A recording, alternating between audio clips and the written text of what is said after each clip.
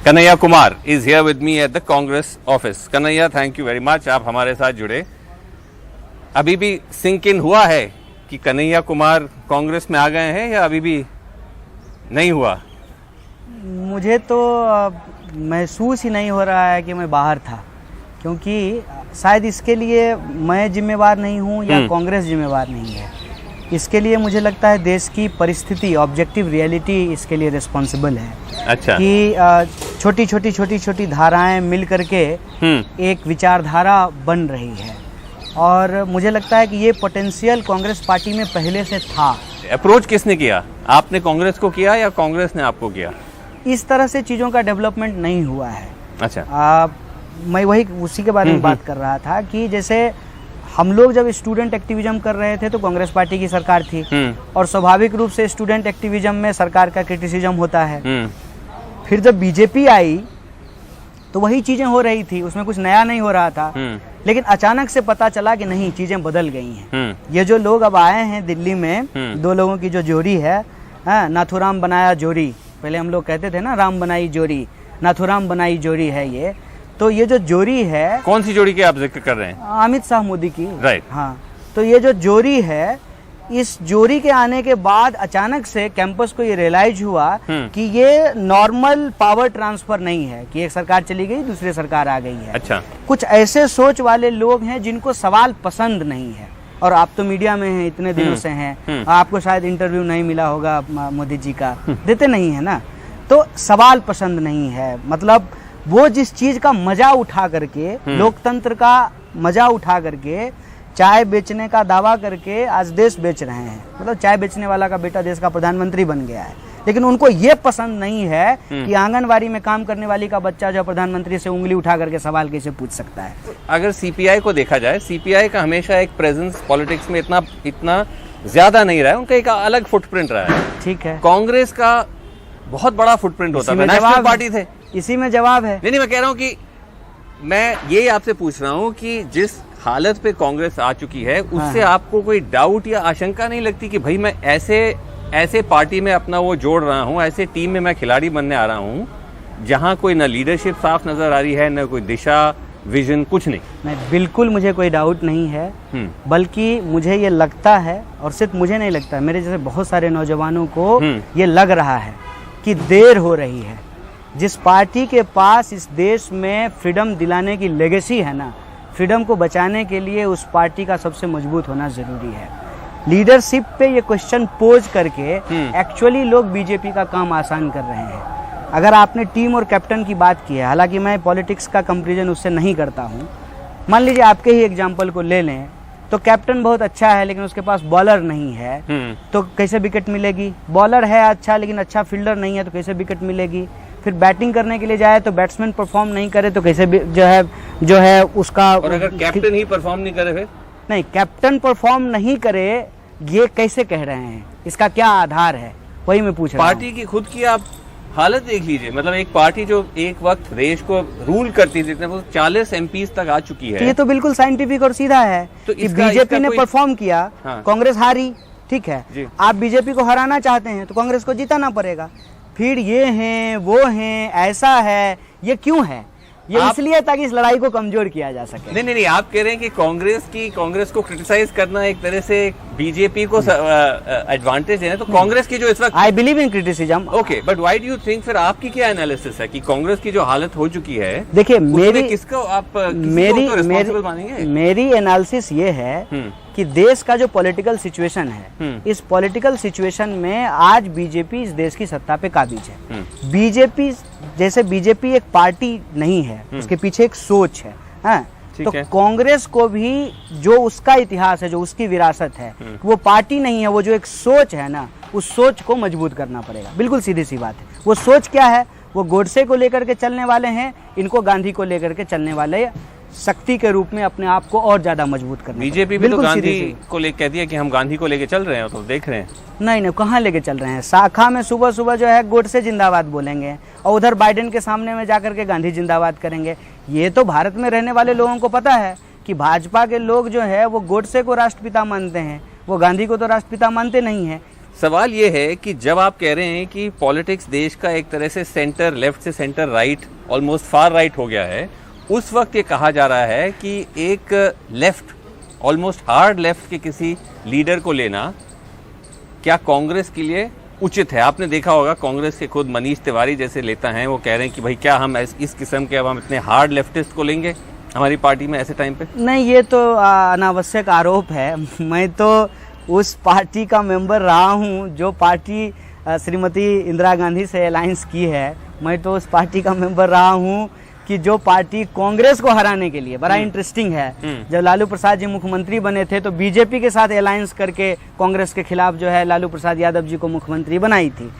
CPI का इतिहास बहुत पुराना है। सीपीआई के साथ वो जो आजकल भाजपा वो टैग चलाती है ना ट्विटर पे अलग अलग, वो टैग है नहीं, क्योंकि देश की पहली अपोजिशन पार्टी है सीपीआई। तो इसने भी अपने लगभग 100 साल की राजनीतिक यात्रा में 2025 में जो भाजपा नहीं कह रही है तो मनीष तिवारी जैसे नेता खुद थोड़े से वरिड हैं। ये कांग्रेस की खूबसूरती है कि एक ही पार्टी में जो है दो सीनियर लीडर जो हैं वो अलग अलग विचार रखते हैं, और मुझे लगता है कि इसीलिए ये जो यूनिटी इन डाइवर्सिटी है इसको प्रोटेक्ट अगर कोई पार्टी कर सकती है तो कांग्रेस पार्टी कर सकती है। दूसरा, आपको वरी नहीं है कि आपने देखा होगा ऑलरेडी, और ये सवाल आपसे कई बार लोगों ने पूछ भी लिया होगा कि आप आए हैं तो वो पूरा जेएनयू केस, वो सारा टुकड़े टुकड़े गैंग, वो सारे आरोप अब नहीं आ गए हैं कि अब कांग्रेस ने टुकड़े टुकड़े गैंग को अपने उसमें पार्टी में ले लिया है? नहीं, ये सवाल में ना अब कोई ट्रैक्शन नहीं बचा है। आज तो जी न्यूज आया था हमारा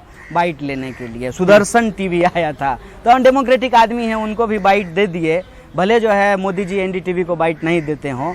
तो उसमें अब कोई ना ट्रैक्शन नहीं बचा है। इसलिए ट्रैक्शन नहीं बचा है क्योंकि मैं ना इससे भाग नहीं रहा हूँ, मैंने इसको ओन कर लिया है। आरोप किसका है? श्रीवास जी का तो नहीं है। आरोप किसका है? भाजपा का है। हाँ, हूँ टुकड़ा टुकड़ा।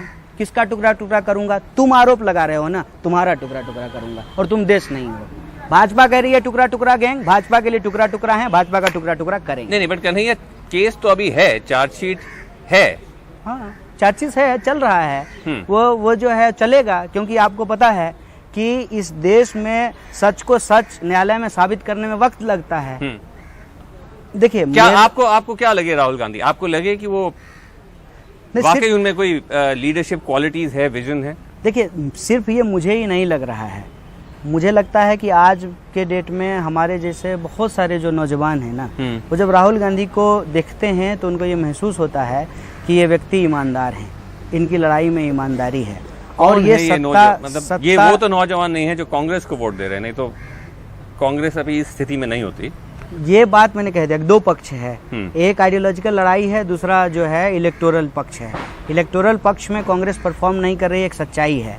हम लोगों का जो आकर्षण है और जिससे आकर्षित होकर के आए हैं, और जो नौजवान जो दुविधा में थे उनकी दुविधाएं खत्म होती हुई नजर आ रही हैं। और नौजवानों के बारे में नहीं पूछा, आपके बारे में, आपका कन्हैया कुमार क्या सोचते हैं राहुल गांधी के बारे में? हम राहुल गांधी जी के बारे में ये सोचते हैं कि वो एक ईमानदार निडर व्यक्ति हैं, उनकी लड़ाई में सच्चाई है, और उस लड़ाई जिसको हम लोग अपने अपने तरीके से अलग अलग जगह लड़ रहे हैं ना, उसको इकट्ठा करने की, एकजुट करने की जरूरत है। जब आप उनसे मिले तो उन्होंने ऐसा क्या कुछ कहा जो आपको लगा कि भाई this is the party for me? देखिए, जिस भी पार्टी के नेता से मिलते थे तो हर कोई ना कुछ ऑफर करता है, टेंजिबल ऑफर जिसको आप कहते हैं, अभी पार्टी में आ जाओ, तुमको ये दे देंगे, ठीक है ना। हमको लगता है कि राहुल जी लोगों से ह्यूमैनिटेरियन ग्राउंड पे जुड़ते हैं।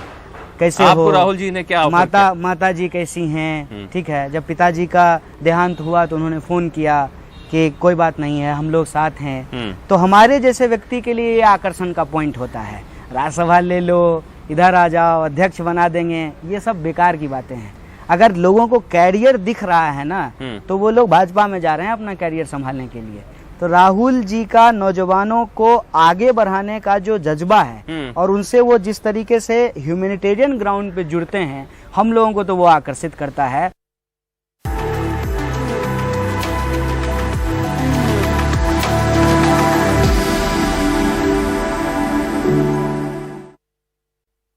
कहा गया है कि आप जाएंगे, थोड़ा कांग्रेस को बिहार में स्ट्रेंथन करेंगे, ये भी एक आइडिया होगा कांग्रेस के सोच के पीछे और आपके सोच के पीछे। तो ये कहा जा रहा है कि भाई कन्हैया जो अपना सीट नहीं जीत पाए, बिहार में, वो कैसे कांग्रेस को बिहार में बिल्कुल ठीक बात, मजबूत करेंगे?